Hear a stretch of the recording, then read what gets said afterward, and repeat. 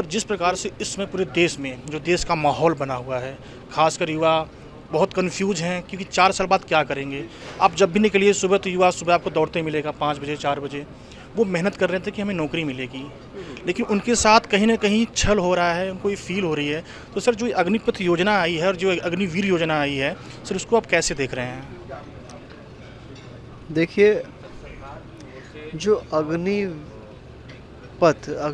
ये जो योजना आई है और आपने कहा कि युवा भ्रमित है। मैं ये कह रहा हूँ युवा भ्रमित नहीं है।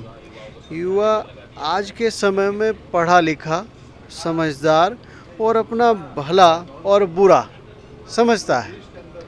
और आज के युवा ने समझा है कि सरकार ने हमारे साथ छल करने का काम किया है।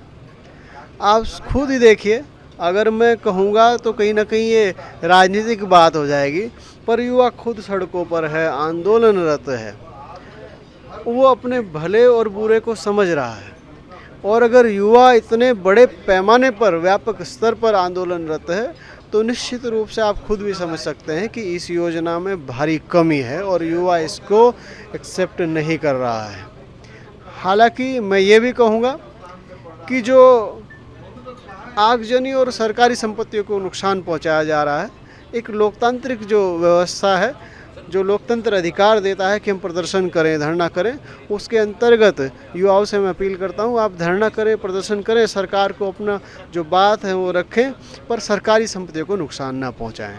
उत्तराखंड एक सैन्य धाम है और ख़ासकर उत्तराखंड में भी कई ऐसे राज्य हैं, ज़िले हैं जहाँ पे छात्र आंदोलन कर रहे हैं। अब कहीं ना कहीं सर एक चीज़ ये भी देखने को मिल रहा है कि जो आज वायुसेना ने जो गाइडलाइन निकाली है भर्तियों के लिए, उसमें उन्होंने बोला है कि 1 करोड़ का इंश्योरेंस करेंगे हम, ये कैंटीन की सुविधा मिलेगी, सब कुछ सुविधा मिलेगी। लेकिन सर उसके बाद में फिर मैं कहना चाहूँगा कि 4 साल बाद युवा क्या करेगा? तो 4 साल बाद जब वहाँ से निकलेगा तो कहाँ जाएगा वो? देखिए, मैं आपको कह रहा हूँ कि युवा आज का देख रहा है कि मेरा भला और बुरा, मेरे हितों का संरक्षण किस में है, मेरे रोजगार का संरक्षण किस में है। और आपने कहा हम लोग उत्तराखंड से हैं और उत्तराखंड वीरों की धरती है, सैनिकों की धरती है।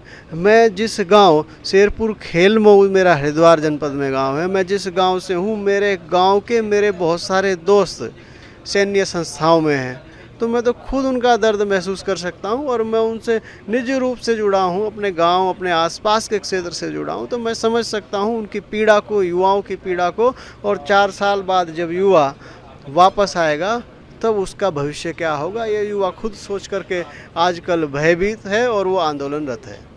सर जो आज का दिन है, आज राहुल गांधी जी का जन्मदिन भी है और ख़ासकर आज जो कांग्रेस कमेटी है, कांग्रेस केंद्रीय कमेटी है, वो जंतर मंतर में सत्याग्रह कर रहा है अग्निपथ को लेके, अग्निवीर को लेके। और जो सर जो उत्तराखंड की जो कांग्रेस कमेटी है, अभी सर यहाँ के जो लोकल युवा हैं, जो काफ़ी दिनों से 2 साल से बेरोजगार हैं, भर्तियाँ आती हैं, निरस्त हो जाती हैं, कहीं पर्चा लीक हो जाता है, तो उसके लिए जो उत्तराखंड कांग्रेस कमेटी है सर युवाओं के साथ कैसे खड़ा रहेगी? देखिए, आपके माध्यम से मैं राहुल गांधी जी को जन्मदिवस की बहुत बहुत बधाई, शुभकामनाएं देता हूं। वो हमारे नेता हैं।